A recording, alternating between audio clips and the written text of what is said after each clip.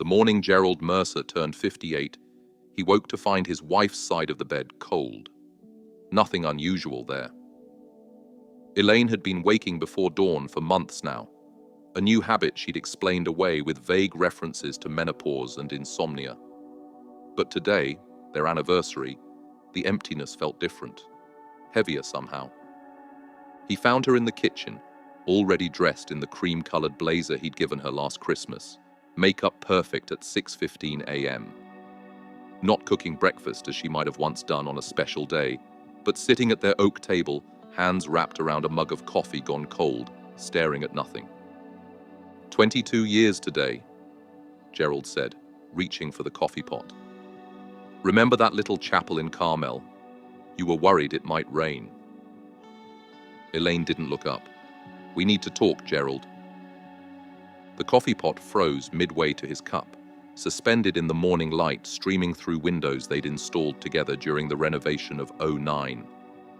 Windows that had cost them a small fortune, but that Elaine had insisted would bring the outside in. The silence lengthened between them until Gerald set the pot down, the soft click against the counter unnaturally loud. I'm leaving, she said finally. I've been trying to find the right moment, but there isn't one. I'm sorry it's today of all days, but I've already waited too long. Gerald lowered himself into the chair across from her, his legs suddenly uncertain. Leaving? For where? For how long? But he knew. Some part of him had known for months, perhaps longer. The late-night texts, the mysterious weekend conferences, the sudden interest in fitness after 2 decades of hating gyms, the new clothes, the way her eyes had stopped meeting his. I've met someone. Elaine's voice was steady now, rehearsed. It wasn't planned, but Richard makes me feel alive again. You and I, we stopped dreaming years ago. We've just been existing. Gerald felt his world contracting to this moment, this kitchen, this woman who suddenly seemed like a stranger wearing his wife's face. Richard? Richard Kensington? Your client? The flash in her eyes confirmed it before she nodded. Richard Kensington, tech executive, recent divorcee, and owner of that modernist monstrosity on Lakeside Drive. The man whose investment portfolio Elaine had been managing for the past 18 months. The man who'd made 8 figures when his startup went public 2 years ago. We can talk about the house later, Elaine continued, sliding a business card across the table. My lawyer will be in touch about the rest. I'm taking only what's mine, Gerald. I've been fair. Fair? The word tasted like ash in his mouth. 22 years, and you're serving me divorce papers on our anniversary, with a lawyer's card. That's your idea of fair? I've earned my half, Gerald. I built my career while supporting yours. I'm entitled to... I'm not talking about the money, Elaine. His voice broke, and he hated himself for it. I'm talking about us. What happened to us? She finally looked at him then, really looked at him, and for a second, he thought he saw regret flicker across her face. But then it was gone, replaced by the cool professional mask she wore with difficult clients. Life happened, Gerald. We grew apart. Richard has offered me a partnership in his new venture. It's the opportunity of a lifetime. We're leaving for Singapore next month. Singapore? The distance of it stunned him. Not just another man, another life, another continent. What about your practice? Your clients? I'm selling my client list to Westbrook Financial. The deal closes Friday. She stood, smoothing invisible wrinkles from her skirt.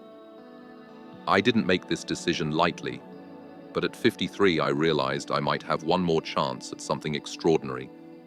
I had to take it. Gerald watched her gather her purse, her keys, the leather portfolio he'd given her on their 20th anniversary, engraved with her initials and the words, "To New Horizons Together." The irony wasn't lost on him.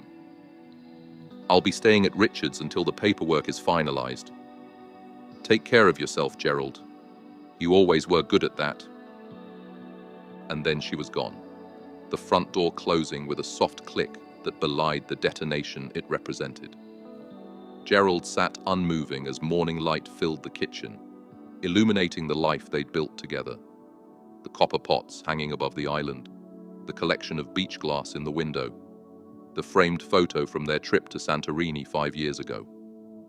Evidence of a shared history that apparently meant nothing now. His phone buzzed. A text from their daughter Melissa. "Happy anniversary to my favorite parents. Love you both." Attached was a photo of them from her wedding last year. Gerald and Elaine smiling, arms around each other, champagne glasses raised in celebration. Had Elaine been planning her escape even then? He couldn't breathe. The walls of the kitchen, this house they'd stretched themselves thin to afford, renovated room by room over decades, seemed to be closing in. He needed air. Stumbling to the back door, he escaped to the garden where Elaine's prized roses were just beginning their spring bloom, bursting with life and promise, while his own future withered on the vine.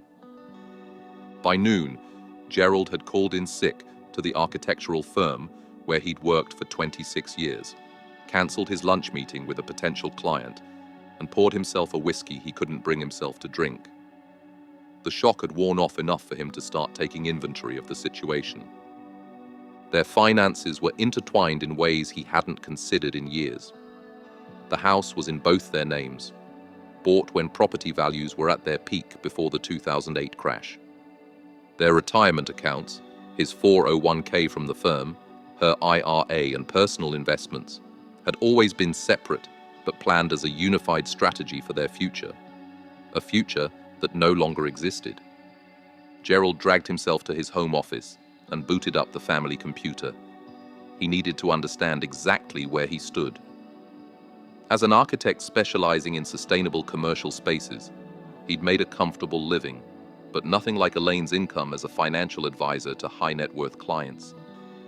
They'd lived well, but not extravagantly, saving for the retirement they'd planned to spend traveling, perhaps buying that cabin in Vermont they'd talked about since their 30s. When he logged into their joint account, the first shock hit. The balance was a fraction of what it should have been. Elaine had withdrawn nearly $80,000 2 weeks ago. Legal, of course. Her name was on the account too, but a devastating blow nonetheless. Their emergency fund, decimated. Next came the credit card statements. Charges he didn't recognize. A luxury hotel in New York. High-end restaurants. A jeweler in the financial district. All within the past 3 months. All while he'd been working 70-hour weeks on the Madison Square project, believing his wife was equally focused on their shared future. As the afternoon stretched into evening, Gerald pieced together the financial devastation.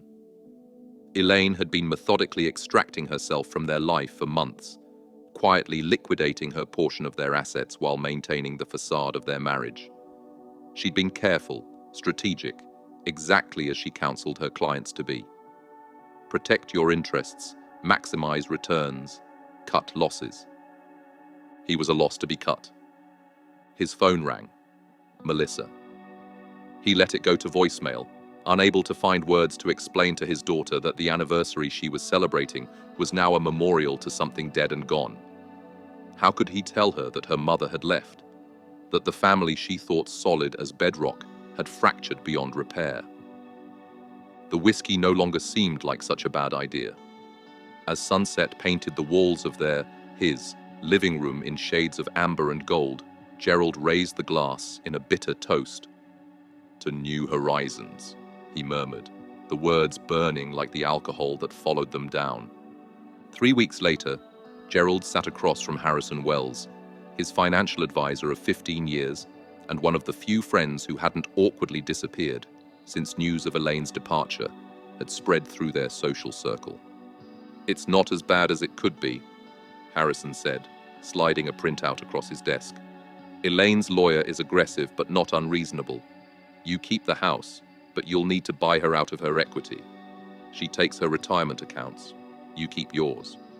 The liquid assets get split roughly 60 to 40 in her favor, reflecting the income differential over the years. Gerald stared at the numbers, feeling oddly detached. And the debt? Harrison grimaced. That's the sticking point. The home equity line we took out for the renovation is technically in both your names, but her lawyer is arguing it primarily benefited the property you're keeping. They want it assigned to you. Another $175,000. Gerald shook his head. On a house that's worth maybe $50,000 more than when we bought it, thanks to the market crash we never fully recovered from. I know it feels unfair. It's not about fair anymore, Harrison. It's about survival. Gerald tapped the retirement account line. If I cash this out to pay her equity in the house, I'm getting hit with penalties and taxes. Plus, I've got nothing left for actual retirement. Don't do that, Harrison said quickly. Look, what if you kept the retirement intact and sold the house? Start fresh somewhere smaller, more manageable. The firm's doing well, right? You've got what, 8 or 9 years until retirement age? Gerald's laugh held no humor. The firm's downsizing, Harrison. Packard's bringing in his nephew from that hotshot digital design outfit in Seattle. They're reimagining the company's direction. 3 senior partners have been offered early retirement packages in the past month. And you? I'm on the bubble. Too experienced to let go easily. Too expensive to keep if they're serious about cutting costs. Gerald rubbed his eyes. 26 years of loyalty, and now I'm a line item on a spreadsheet. Harrison leaned back, studying his friend. Have you considered consulting? With your reputation in sustainable design, you could. My reputation was built as part of Benson, Allen, and Packard. Outside that framework? Gerald shrugged. I'm just another aging architect in an industry obsessed with youth and innovation. The silence that followed was heavy with unspoken concerns. Finally, Harrison sighed. Let me be blunt, Gerald. You're heading for a financial cliff. Between the divorce settlement, the housing market, and your job uncertainty, you need to make some hard decisions quickly. You can't afford sentimentality right now. Sentimentality, Gerald repeated softly. Is that what it is when your entire life implodes and you're trying not to drown? Harrison had the grace to look uncomfortable. I just meant, I know what you meant. Gerald gathered the papers, folding them carefully into his briefcase. And you're right, no more sentimentality. Time to be strategic, like Elaine. As he stood to leave, Harrison asked, What are you going to do? Gerald paused at the door. Whatever it takes. 2 days later, Gerald received the official termination letter from Benson, Allen, and Packard. The severance was generous, 6 months' salary plus health coverage, but the message was clear. His services were no longer required. The letter praised his contributions in carefully worded corporate language that might as well have been another language entirely. 26 years reduced to 3 paragraphs and a signature. That night, he sat on the back patio, watching darkness claim Elaine's garden. He'd neglected it since she left, and the roses were suffering, petals dropping like tears onto the flagstones. In his hand was the last piece of mail he'd opened, a final divorce decree requiring his signature. It had taken just under 2 months to legally erase 22 years of marriage. His phone buzzed with a text from Melissa. Dad, please call me. Mum says you're not returning her lawyer's calls. I'm worried about you. He set the phone aside without responding. Melissa had sided with her mother, of course. Not overtly, but in the subtle ways adult children navigate parental splits, accepting Elaine's narrative of growth and self-discovery while viewing Gerald's pain as self-pity. He couldn't blame her. Elaine had always been the family's emotional compass, the one who knew how to frame difficult situations in the best possible light. The doorbell rang, startling him from his thoughts. It was nearly 10 p.m., too late for casual visitors, too early for anything good. Standing on his porch was Victor Renault, his former colleague and one of the senior partners who'd taken the early retirement package from the firm. "You look like hell," Victor said by way of greeting, inviting himself in with the easy confidence of a man who'd always known his place in the world. "It's been that kind of month," Gerald replied, leading him to the kitchen where he mechanically offered a drink. Victor declined. "I'm here on business, actually. A proposition. If you're starting your own firm and looking for partners, I should warn you I'm damaged goods at the moment," Gerald said, pouring himself a scotch he didn't particularly want, but felt the conversation might require. "Nothing so conventional." Victor settled at the kitchen island, studying Gerald with sharp eyes. "You know I've been consulting on that Westlake development for the past year." Gerald nodded. The Westlake project was a controversial mixed-use development on the city's east side. Luxury condos, retail, and office space on land that had once been protected wetlands.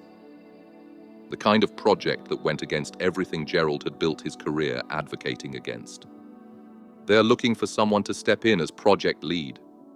The previous architect walked after the latest round of environmental protests. They need someone with experience in sustainable design who can help them greenwash. Victor caught himself.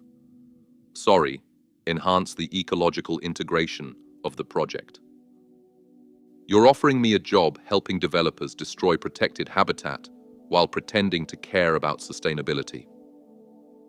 Gerald's voice was flat. "That's your proposition?"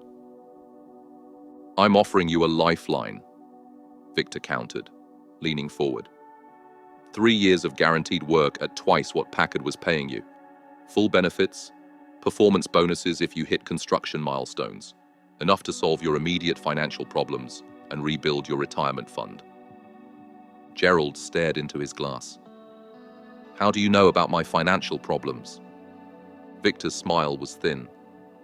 "Small industry, people talk, especially when a respected colleague's wife leaves him for Richard Kensington and then guts him in the divorce." The humiliation burned worse than the scotch. "So this is what charity for poor old Gerald?" "This is business," Victor snapped. "Westlake needs someone with your credentials to legitimize their project. You need money and a fresh start. It's transactional, not personal. My entire career has been built on sustainable, ethical architecture. Taking this job would be survival," Victor cut in. "You can philosophize about ethics when you're not staring down bankruptcy and foreclosure." The words hung between them, harsh but undeniably true.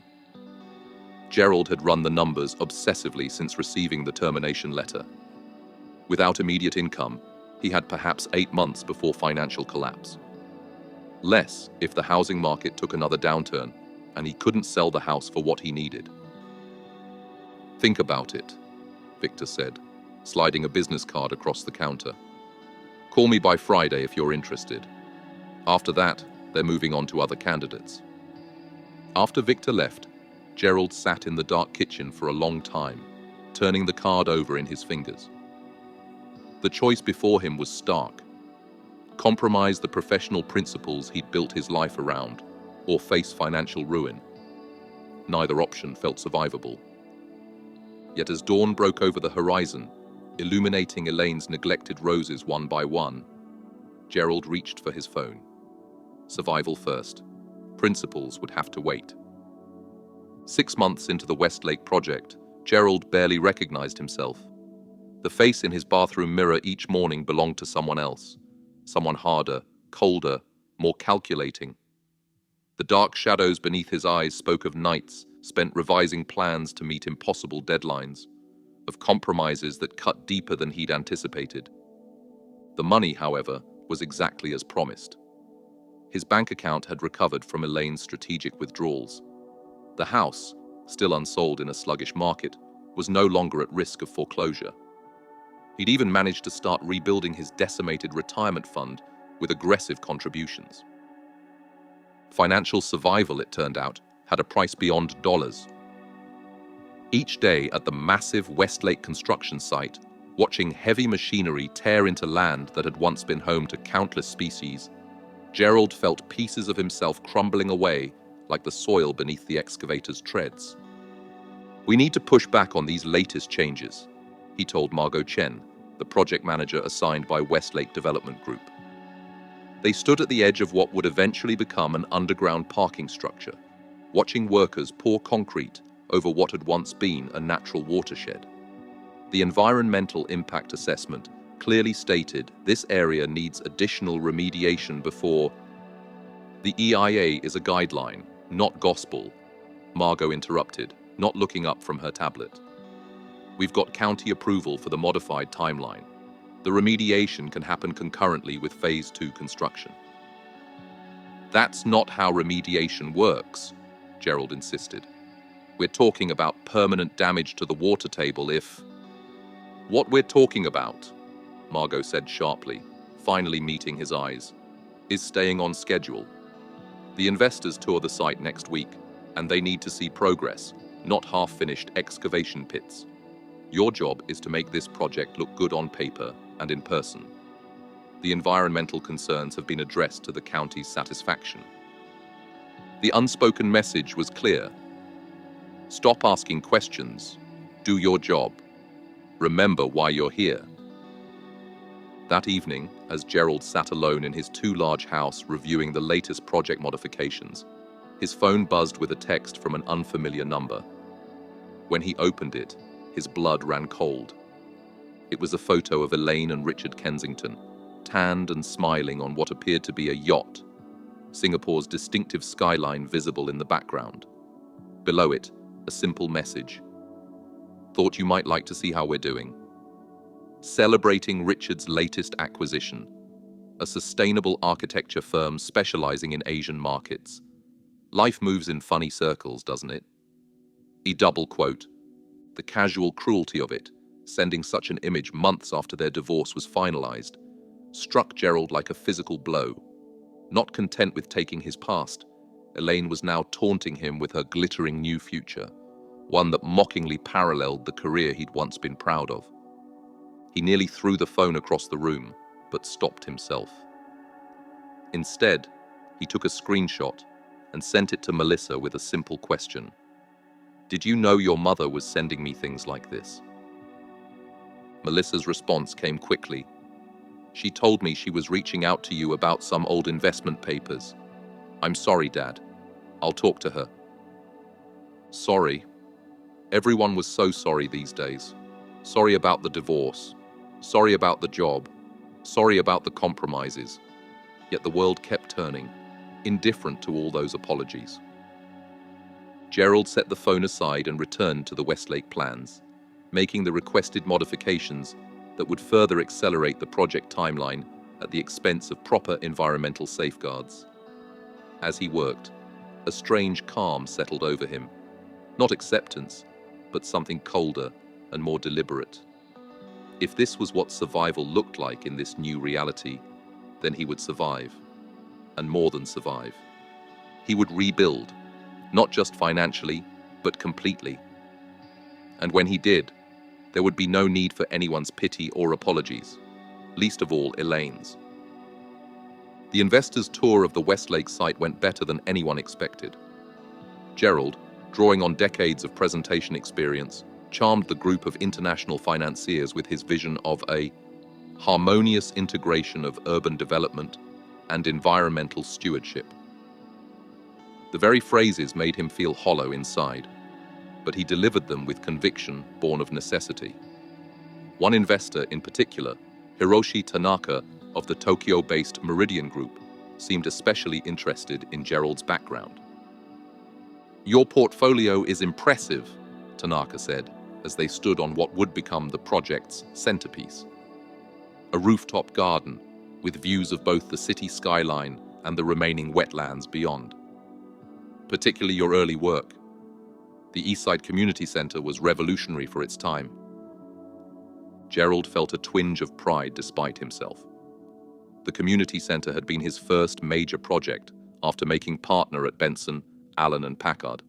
a building that generated more energy than it consumed, built on a modest budget for a neighborhood that desperately needed the services it housed. That was a labor of love, Gerald admitted, built to last generations while treading lightly on the earth. Unlike this, Tanaka observed quietly, gesturing at the construction site sprawling below them. Gerald tensed, professional smile fixed in place. Westlake represents a different approach to sustainability. Urban density to prevent further sprawl, mixed-use planning to reduce transportation needs. Mr. Mercer, Tanaka interrupted gently, you don't need to sell me the marketing copy. I've read the promotional materials. He turned, looking directly at Gerald with unexpected intensity. What I'm more interested in is why an architect with your history and principles is leading a project that so clearly contradicts them. The question, so direct, so unavoidable, left Gerald momentarily speechless. The practiced responses and corporate language he'd adopted these past months suddenly seemed inadequate, even shameful. Financial necessity, he said finally, surprising himself with his honesty. Life took an unexpected turn. Tanaka nodded slowly. I understand necessity. I've made my own compromises over the years. He handed Gerald a business card, heavy stock with elegant minimalist design. But necessity need not be permanent, Mr. Mercer.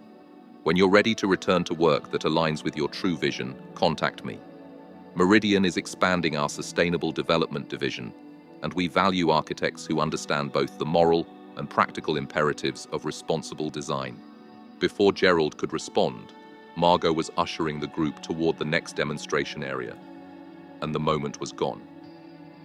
But the card burned in Gerald's pocket like a promise, or a challenge. That night, for the first time in nearly a year, Gerald dreamed not of loss, but of possibility. 3 weeks later, Gerald sat in his office at the Westlake Project headquarters, staring at his computer screen in disbelief. The email from the County Environmental Compliance Office was unambiguous. Significant violations had been documented during a surprise inspection. Construction would be halted pending a full review. The project faced potential fines in the millions. His phone rang. Victor, his voice tight with controlled panic. Tell me you didn't know about this. Know about what? Gerald asked, though he had a sinking feeling he already knew. The falsified remediation reports. The county inspector found contamination levels 10 times what our submitted data showed. They're talking criminal charges, Gerald. Criminal. Gerald closed his eyes, pieces falling into place. The rushed timeline. Margot's insistence that remediation could happen concurrently with construction. The pressure to keep investors happy at all costs. I had no knowledge of falsified reports, he said carefully. But I did express concerns about the remediation timeline that were dismissed. Victor's laugh was brittle. Well, document those concerns thoroughly, because Westlake is already looking for someone to take the fall. And guess who's at the top of their list? The project's lead architect who signed off on the modified construction sequence. I never signed, Gerald began, then stopped, pulling up the project files. There it was, his digital signature on documents he didn't remember approving, authorizing construction phases before environmental clearances were properly obtained. They can't possibly think I would knowingly... They don't care what you knew, Victor cut in.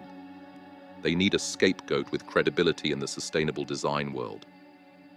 Someone whose fall from grace makes a compelling narrative of individual failure rather than corporate malfeasance. The calculated cynicism took Gerald's breath away. After everything, the personal humiliation, the professional compromise, the daily erosion of his principles, he was still disposable. A resource to be used and discarded when convenient. Just as he had been to Elaine. What are you going to do? Victor asked, echoing Harrison's question from nearly a year before. This time, Gerald had a different answer. I'm going to fight. The next 48 hours passed in a blur of legal consultations and frantic document collection. Gerald had been more careful than he realized, saving emails expressing his environmental concerns, documenting conversations with Margot and other project leaders, keeping copies of original plans before they were modified to meet increasingly aggressive timelines. None of it definitively proved his innocence, but it created enough reasonable doubt to make Westlake hesitate before throwing him completely under the bus. The reprieve came surprisingly through Melissa. Having finally understood the depth of her father's situation, she'd reached out to an old college friend who now worked as an investigative journalist, specializing in corporate environmental crimes. "Dad, Alicia wants to talk to you," Melissa said during a rare phone call that wasn't tense with unspoken recriminations. "She's been tracking Westlake's parent company for years. You're not their first project to cut corners this way." "Talking to a journalist could end my career permanently," Gerald said, though the irony wasn't lost on him. What career was he protecting? One that had already been compromised beyond recognition. "Not talking could end more than your career," Melissa countered. "Alicia says they're building a case for criminal negligence. If you're seen as complicit rather than as a whistleblower." The choice once again was stark. But this time Gerald didn't hesitate. Set up the meeting. Alicia Kim was younger than Gerald expected, but carried herself with the confident intensity of someone who had seen her share of corporate corruption. They met in a quiet coffee shop, far from the Westlake offices, where Gerald provided her with copies of his documentation and walked her through the timeline of the project's environmental shortcuts. "This fits the pattern perfectly," Alicia said, reviewing his files. "Westlake's parent company, Auburn Capital, has used this same playbook on developments in 3 other states. They hire respected environmental architects as window dressing, push through accelerated timelines, then hang the architects out to dry when violations are discovered." "How have they gotten away with it?" Gerald asked. "Deep pockets, good lawyers, and strategic settlements that include non-disclosure agreements," Alicia explained. "But this time might be different. We've been building a case across multiple jurisdictions, and your documentation could be the missing piece." "What exactly are you proposing?" "Go on the record," Alicia said simply. "Tell your story, not just about Westlake's environmental violations, but about the systematic way they exploit architects like you, pressuring them when they're financially vulnerable, then discarding them when convenient."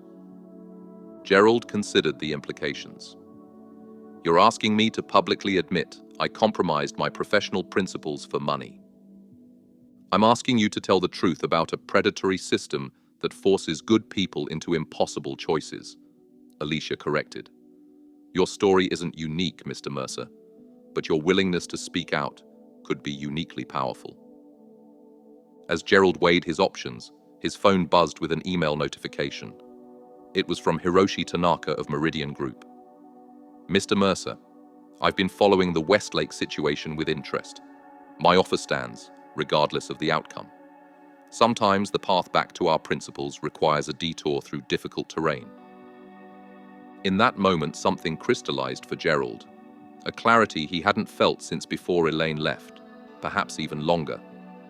The path forward wasn't about survival anymore. It was about redemption. "I'll do it," he told Alicia. "But I want to tell the whole story, not just about Westlake, about how financial desperation drives good people to make compromises they once thought unthinkable, about how we've created a system where principles are a luxury only the financially secure can afford." Alicia smiled for the first time since they'd met. Now that's a story worth telling. Alicia's exposé broke 3 weeks later, sending shockwaves through the development and architectural communities. The Green Facade, How Developers Exploit Sustainable Architects, featured Gerald prominently, both as a whistleblower on Westlake's environmental violations and as a case study in how financial vulnerability is weaponized against professionals with environmental ethics.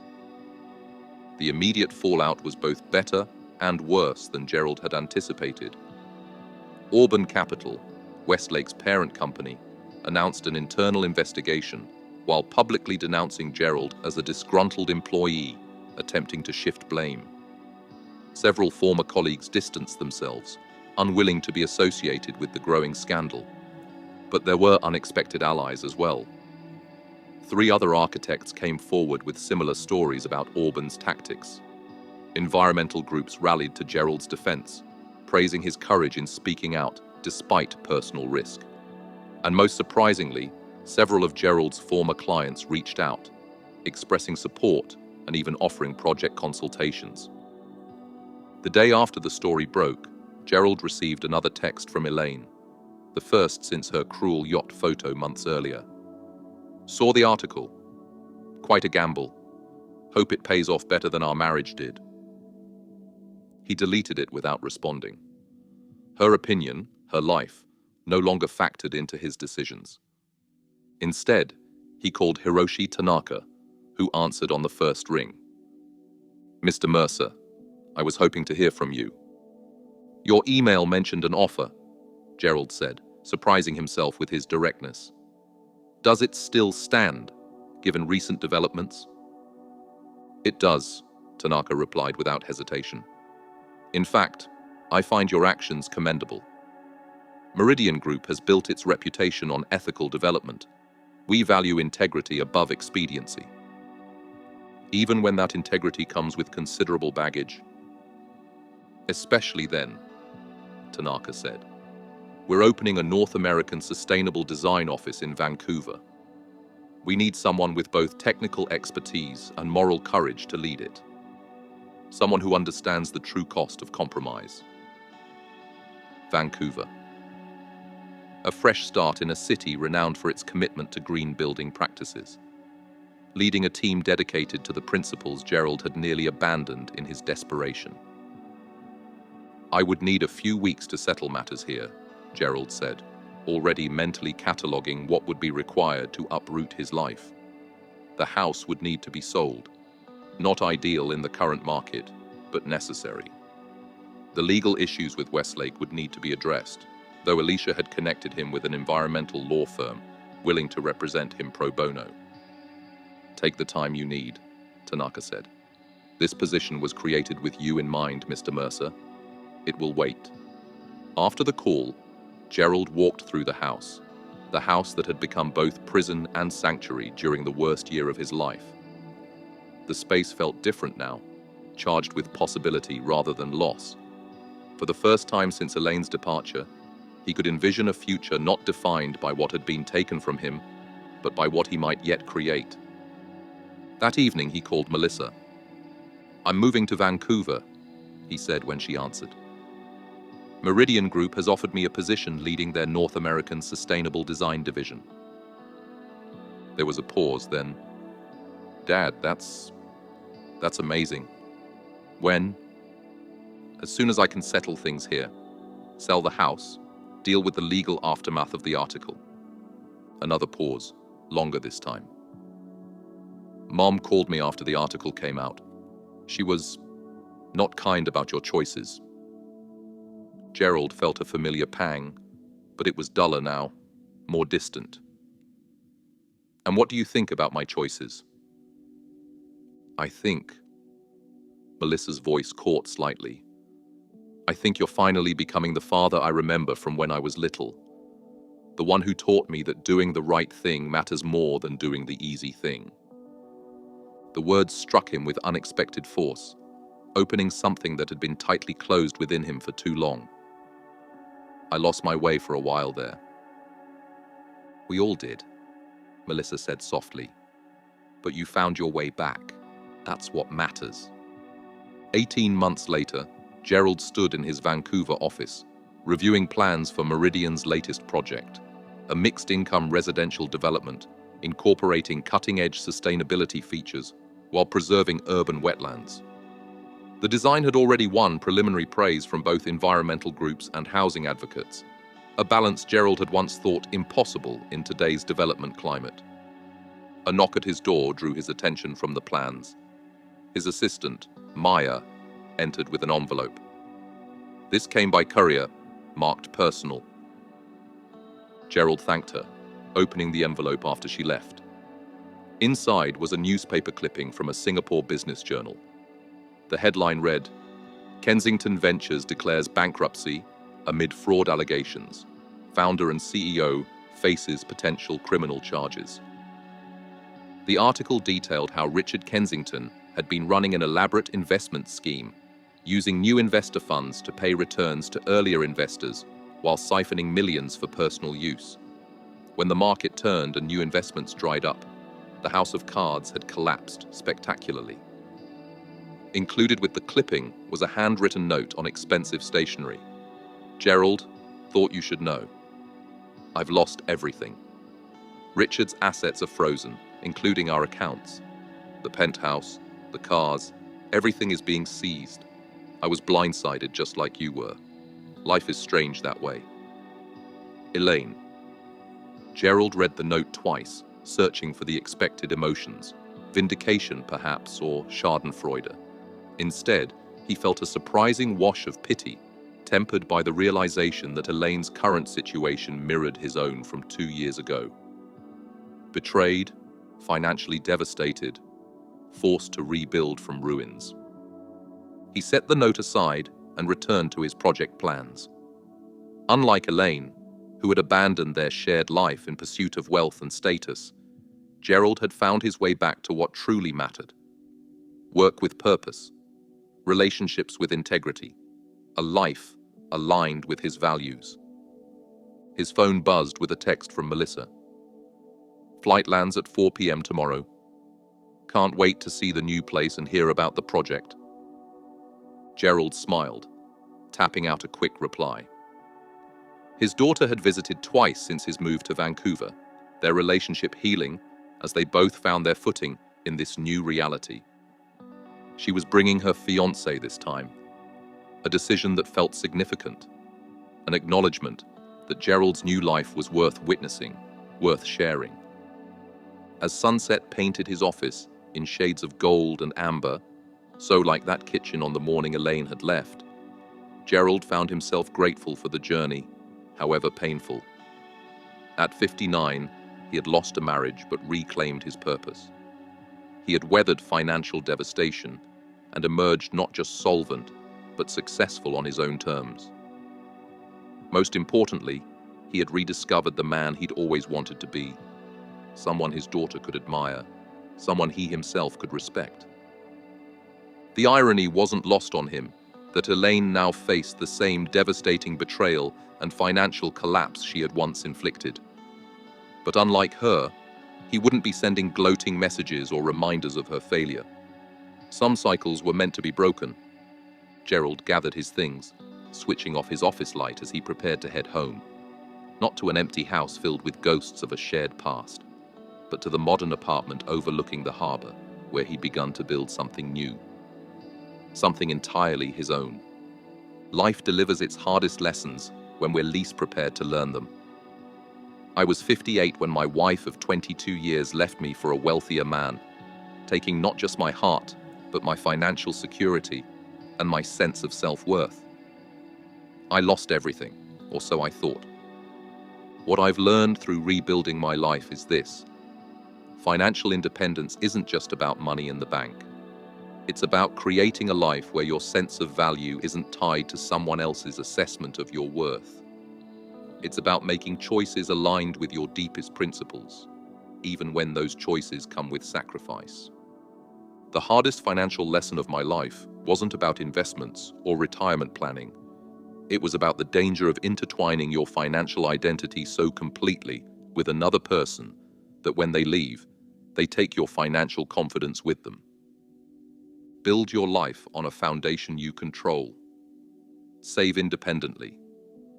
Maintain your professional integrity, even when compromise seems easier. And remember that true wealth isn't measured in account balances, but in the ability to sleep at night, knowing you've stayed true to yourself. If you've experienced something similar, that devastating combination of emotional and financial betrayal, know that there is a path forward. It may not be straight, It may not be easy, but it exists, and you're strong enough to find it. Comment with your story if you've experienced something similar. Your voice might help someone else who's standing where you once stood, wondering if recovery is possible. Subscribe for more real stories about money, betrayal, and late life resilience. Because the most important financial decisions often have nothing to do with money at all.